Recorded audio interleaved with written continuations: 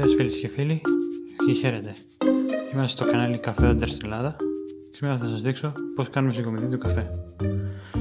Πρώτα απ' όλα βλέπουμε ότι οι σπόροι έχουν κοκκινήσει.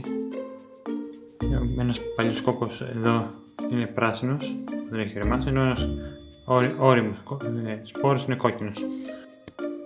Και ουσιαστικά από τη στιγμή που το δέντρο ερμάζει στα 4 χρόνια, η καρπή είναι έτοιμη μετά από 6 με 8 μήνες. Ωστόσο, λόγω του κρύου στην Ελλάδα, αυτό καθυστέρησε και έγινε περίπου σε 1 χρόνο. Αυτός εδώ ο κόκκος είναι έτοιμος για συγκομιδή και πολύ απλά το στρέφουμε λίγο και ορίστε. Ένας κόκκινος καρπός που έχει μέσα 2 σπόρους καφέ. Λοιπόν, βλέπουμε ότι έχουμε αρκετούς κόκκους καφέ για να μαζέψουμε. Ωστόσο, εγώ δεν θα τους μαζέψω όλους ακόμα, γιατί θέλω να τους βάλω σε γλάστρες για να μην πίνουν καφέ δέντρα. Μπορούμε να κόψουμε αυτόν εδώ το κόκκο.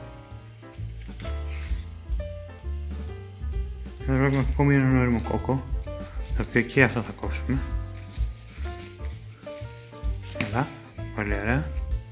Να, ακόμη ένας κόκκινος σπόρος, ο οποίος έχει, όπως είπαμε πριν, 2 κόκκους καφέ μέσα και είναι ουσιαστικά ώριμους. Το χειμώνα τα καφέ δέντρα θέλουν μέσα στο σπίτι, γιατί είναι τροπικά δέντρα και δεν αντέχουν το πολύ κρύο. Μπορούν να αναπτύσσονται σε θερμοκρασίες άνω των 15 βαθμών. Θέλουν ουσιαστικά 15 βαθμούς για να αναπτύσσονται, αλλά και σε μικρότερες θερμοκρασίες μπορούν να αντέξουν. Ωστόσο, οι θερμοκρασίες είναι πολύ μικρές, όπως είναι μείον 2 βαθμούς, ή αν χιονίσει το δέντρο δεν θα μπορέσει να αντέξει και ουσιαστικά πεθαίνει. Λοιπόν, βλέπουμε ότι αυτός εδώ ο κόκκος είναι πολύ καλός. Να κόβουμε και αυτόν. Ορίστε ακόμη ένας. Και εδώ έχουμε ακόμη έναν σπόρο. Ένα κερασάκι, ας πούμε, λέγεται coffee cherry στα αγγλικά. Οπότε εμείς χρησιμοποιούμε τον σπόρο, αλλά έχει ουσιαστικά 2 σπόρους μέσα. Το κόβουμε και αυτό. Το στρίβουμε για να μην κάνουμε μεγάλη πληγή στο φυτό. Ορίστε και αυτό το σπόρος. Είναι πολύ καλά τώρα. Και ουσιαστικά είμαστε έτοιμοι. Λοιπόν, αυτή είναι οι 5 κόκκι καφέ που μαζέψαμε. Το κάθε ένα έχει 2 σπόρους μέσα. Όσο πιο κόκκινο είναι τόσο το καλύτερο, ωστόσο κάποιο σημείο και μετά αρχίζει και χαλεί ο κόκκος, αρχίζει και μαυρίζει, οπότε είναι παραγωγικός και να το ανοίξουμε. Λοιπόν, εφόσον κάναμε συγκομιδή του κόκκο του καφέ, παίρνουμε ένα ξύλινο κομμάτι, ας πούμε, από αυτό που κόβουμε, δεν μου έρχεται το όνομα, γι' αυτό το λέω έτσι. Το βάζουμε πάνω και με λίγη πίεση πιέζουμε τους κόκκους, το κόκκο για να κάνουμε πιο και βγήκε ο σπόρος, ο ένας σπόρος από τους 2, ορίστε και ο δεύτερος, μας πετάχτηκε λίγο αλλά δεν πειράζει. Έχει μία μυρωδιά σαν μπιζέλι. Ένας λοιπόν κόκκος έχει 2 σπόρους μέσα, αλλά έχει πολύ ωραία μυρωδιά. Πάμε να ανοίξουμε και άλλο να δούμε. Λίγη δύναμη. Άλλοι 2 κόκκι σπόροι καφέ. Λοιπόν, είναι λίγο κολλώδης η κόκκι στην αρχή και ουσιαστικά αυτό τους δίνει και ένα περίβλημα προστασίας όταν τα φυτεύουμε, γιατί όταν πρέπει να τα φυτέψουμε δεν πρέπει να τα πλύνουμε, πρέπει να τα βάλουμε αμέσως μέσα στο χώμα, αν θέλουμε να τα φυτέψουμε. Αλλιώς, αν θέλουμε να τα κάνουμε εξαρχής και να πιούμε καφέ, πρέπει να τα πλύνουμε, πρέπει να τα αφήσουμε να στεγνώσουν, να τους βγάλουμε το περιτύλιγμα και μετά να τα ψήσουμε σε. Λοιπόν, πάμε να ανοίξουμε και αυτόν τον σπόρο. Να δείξω καλά. Άλλοι 2 κόκκι λοιπόν καφέ. Να ανοίξουμε και αυτόν εδώ. Λεστρά και το χέρι μου λίγο, αλλά όχι τόσο πάρα πολύ. Πολύ ωραία. Έχουμε 8 σπόρους καφέ. Και έχουμε και αυτόν το κόκκο. Ωραία. Ωραία λοιπόν.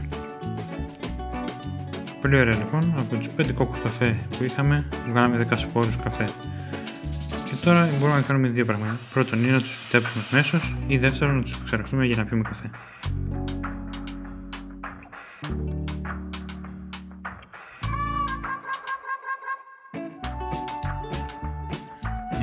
Γεμίσαμε τις μικρές γλάστρες που είχαμε ακόμα και σιγά σιγά μπορούμε να βάζουμε τους σπόρους. Αυτό που είναι να κάνουμε είναι να πάρουμε ένα σπόρο. Γλιστράμε λίγο. Βάζουμε το δάχτυλο σιγά σιγά λίγο προς τα κάτω και φροντίζουμε ο σπόρος να μπει μέσα. Λίγο στην επιφάνεια και είναι εντάξει. Παίρνουμε και το σπόρο μας έπεσε πριν κάτω. Κάνουμε μια μικρή τρύπα και το βάζουμε και το σκεπάζουμε. Αυτό θα το κάνουμε και τους υπόλοιπους 8 σπόρους και θα λέμε σύντομα. Λοιπόν, βάλαμε τους σπόρους στις γλάστρες. Τώρα θα τα μετακινήσουμε και θα τα πάμε σε ένα παράθυρο και φως και θα τα ποτίσουμε.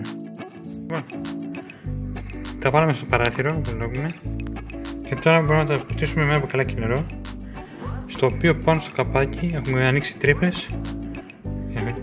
Έχουμε ανοίξει μερικές τρύπες για να πέφτει το νερό και αρχίζουμε.